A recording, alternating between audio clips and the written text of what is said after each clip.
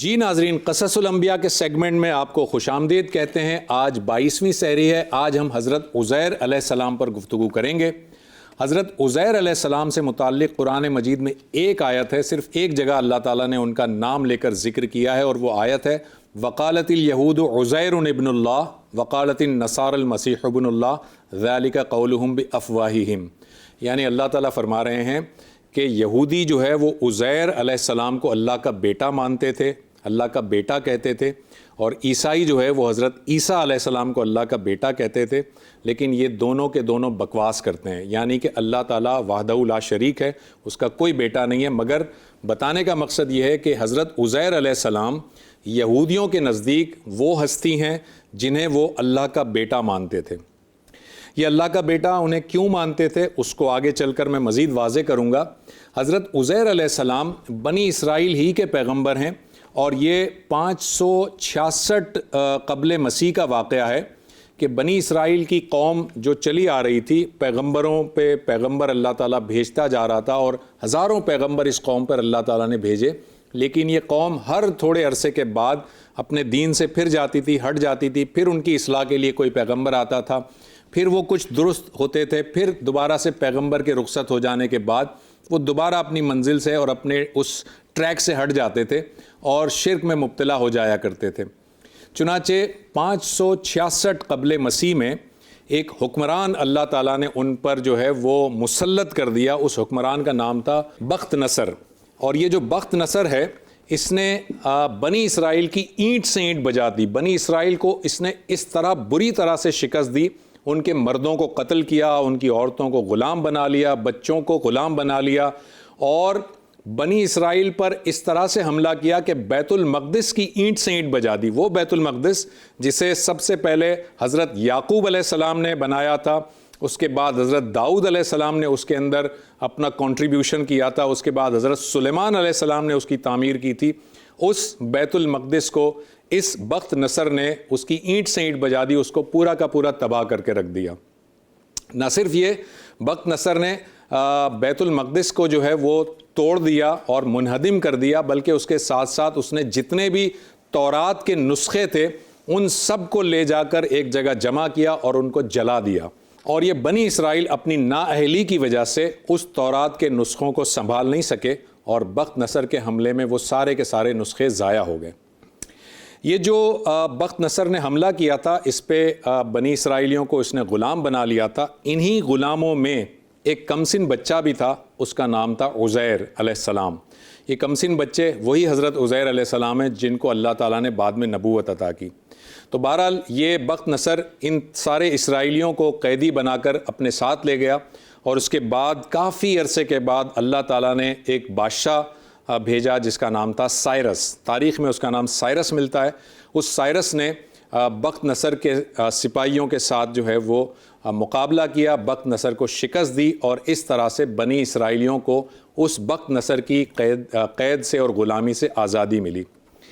یہ جب آزادی ملی تو حضرت عزیر علیہ السلام وہاں سے جب واپس آ رہے تھے اور دوبارہ جو ہے وہ فلسطین کی جانب آ رہے تھے، بیت المقدس کی جانب آ رہے تھے، تو آپ نے دیکھا کہ بیت المقدس پورا کا پورا منہدم ہو گیا ہے، ٹوٹ پھوٹ کا شکار ہے، اور وہ بستی پوری طرح سے ویران ہو گئی ہے۔ اس کے اندر لوگ بھی نہیں ہیں، لوگ ایک طرح سے اگر نظر بھی آتے ہیں تو وہ بالکل ایسا ہے کہ اکا دکا کوئی لوگ ہیں۔ زیادہ تر وہ پوری کی پوری بستی تباہ شدہ بستی تھی، اور بعض روایات میں آتا ہے کہ وہ راستے میں کوئی بستی تھی جس کو کہ اللہ تعالیٰ نے تباہ کر دیا تھا، واللہ عالم۔ بہرحال یہ بات طے ہے کہ وہاں سے حضرت عزیر علیہ السلام کا گزر ہوا، جو بستی تباہ ہو چکی تھی اللہ تعالیٰ نے اسے تباہ کر دیا تھا، اور اس کے لوگ مردہ تھے، مرے ہوئے تھے۔ تو حضرت عزیر علیہ السلام کو یہ خیال پیدا ہوا، دل میں ایک خیال آیا کہ اللہ تعالیٰ اس بستی کو دوبارہ سے کیسے زندہ کر دے گا، ان کے جو لوگ ہیں ان کو کیسے زندہ کر دے گا، اور یہ بستی دوبارہ سے بارونق بستی کیسے بن جائے گی۔ چنانچہ اللہ تعالیٰ نے جو ہے وہ حضرت عزیر علیہ السلام کو یہ دکھایا کہ اللہ تعالیٰ کیسے مرنے کے بعد لوگوں کو زندہ کرتا ہے۔ ناظرین، اس وقت حضرت عزیر علیہ السلام جس سواری پر آ رہے تھے وہ سواری ان کا گدھا تھا، اور اس کے ساتھ ساتھ انہوں نے زاد راہ کے طور پر اپنا کھانا بھی ساتھ رکھا ہوا تھا، اور جب وہ اپنے کھانے اور سواری کے ساتھ اس ویران بستی سے جو تباہ ہو چکی تھی وہاں سے گزرے اور ان کے دل میں یہ خیال پیدا ہوا تو اللہ تعالیٰ نے ان کو جو ہے وہ نیند دے دی، اور نیند دینے کے بعد ان کی روح قبض ہو گئی۔ جب ان کی روح قبض ہو گئی تو وہ 100 برس تک اسی طرح سوتے رہے اور اسی طرح ان کی روح قبض ہو چکی تھی، یعنی ان کی ایک طرح سے موت واقع ہو چکی تھی۔ اور 100 برس کے بعد اللہ تعالیٰ نے انہیں دوبارہ سے زندگی عطا کی، اور وہ دوبارہ سے جب بیدار ہوئے تو ان سے جو ہے وہ فرشتے نے پوچھا کہ آپ بتائیے کہ آپ کتنا سوئے تھے؟ تو انہوں نے کہا کہ شاید 1 دن یا اس سے کچھ کم۔ تو فرشتے نے کہا کہ آپ پورے کے پورے 100 برس تک سوتے رہے، یعنی 100 برس تک اللہ تعالیٰ نے آپ کی روح کو قبض کیے رکھا۔ اور چونکہ جب 100 برس کا لفظ سنا تو حضرت عزیر علیہ السلام کو کچھ تعجب سا ہوا کہ 100 برس کیسے ہو سکتے ہیں، لہٰذا ان فرشتوں نے کہا کہ اپنے اس گدھے کی طرف ذرا دیکھیے جو آپ کے ساتھ سواری کے طور پر موجود تھا۔ وہ گدھا جو ہے اس کی ہڈیاں چورا چورا ہو چکی تھیں، وہ بالکل ایک طرح سے ڈھانچہ بن چکا تھا، اور یعنی کہ وہ سڑ گیا تھا، اس کی ڈیڈ باڈی ختم ہو چکی تھی، 100 برس گزر گئے تھے۔ اور جبکہ دوسری جانب فرشتوں نے کہا کہ اپنا اس کھانا جو ہے جو آپ کے ساتھ کھانا تھا اس کی طرف ذرا متوجہ ہو جائیے، تو دیکھیں آپ کہ کھانا اسی طرح تازہ ہے، اسی طرح گرم ہے، اور اسی طرح اس میں سے خوشبو آ رہی ہے، یعنی کھانا باسی نہیں ہوا۔ اس کا مطلب ناظرین یہ ہوا کہ آپ 100 برس تک جو ہے وہ نیند میں تھے، اور 100 برس کے بعد آپ جب بیدار ہوئے اللہ تعالیٰ کے حکم سے تو آپ کا جو گدھا ہے وہ نہ صرف مر چکا تھا، اس کی ہڈیاں بھی سڑ چکی تھی، جبکہ کھانا اسی طرح تر و تازہ موجود تھا۔ پھر آپ کی آنکھوں کے سامنے اسی گدھے کی ہڈیوں کو اللہ تعالیٰ نے اپنی قدرت سے جوڑا، اور اس میں گوشت پوش لگ گیا، اور وہ سواری کا جانور دوبارہ سے زندہ ہو گیا۔ اور ایک اور چیز کہ اس 100 برس کے بعد جس بستی میں سے آپ گزرے تھے جو کہ ویران بستی تھی، جب 100 برس کے بعد آپ بیدار ہوئے تو آپ نے دیکھا کہ وہ بستی بارونق بستی ہے، اس میں لوگ چل پھر رہے ہیں، لوگ مختلف قسم کے بازاروں میں موجود ہیں، یعنی ایک روٹین کی زندگی وہاں موجود تھی۔ گویا اس طرح سے اللہ تعالیٰ نے حضرت عزیر علیہ السلام کو بہت سارے معجزات ایک ساتھ دکھا دیے۔ پہلی بات تو یہ دکھا دی کہ حضرت عزیر علیہ السلام کو اتنے طویل عرصے تک سلا دینے کے بعد دوبارہ سے بیدار کر دیا۔ دوسری بات آپ نے اللہ تعالیٰ نے یہ بھی بتائی کہ وہ جو ہڈیوں کا ڈھانچہ جو جانور بن گیا تھا اس کے ساتھ گوشت پوش دوبارہ لگ گیا اور دوبارہ سے وہ زندہ ہو گیا۔ تو اللہ تعالیٰ نے گویا حضرت عزیر علیہ السلام کو یہ معجزہ دکھایا کہ اللہ تعالیٰ ہر چیز پر قدرت رکھتا ہے، اور مرنے کے بعد وہ کیسے زندہ کرے گا یہ اللہ تعالیٰ کے لیے کوئی مشکل کام نہیں ہے۔ لہٰذا حضرت عزیر علیہ السلام نے اللہ تعالیٰ کی یہ قدرت دیکھی، اس کے بعد وہ بیت المقدس کی جانب روانہ ہوئے، اور بیت المقدس میں جب وہ اپنی قوم کے پاس پہنچے تو میں نے جیسے کہ پہلے کہا تھا بخت نصر نے حملہ کیا تھا اور تورات کے سارے نسخے جلا دیے تھے۔ حضرت عزیر علیہ السلام نے از سر نو تورات کو لکھوایا۔ کیوں؟ اس لیے کہ حضرت عزیر علیہ السلام تورات کے حافظ تھے بعض روایات کے مطابق، اور بعض روایات کے مطابق آپ کو فرشتوں نے دوبارہ سے تورات بتائی اور آپ نے وہ تورات لکھوائی۔ چونکہ آپ نے وہ تورات دوبارہ سے اثر نو لکھوائی، لہٰذا یہودی یہ سمجھتے ہیں کہ حضرت عزیر علیہ السلام اللہ کے بیٹے ہیں، کیونکہ انہیں تورات پوری کی پوری طرح ازبر تھی اور انہوں نے تورات پوری کی پوری مکمل کروائی۔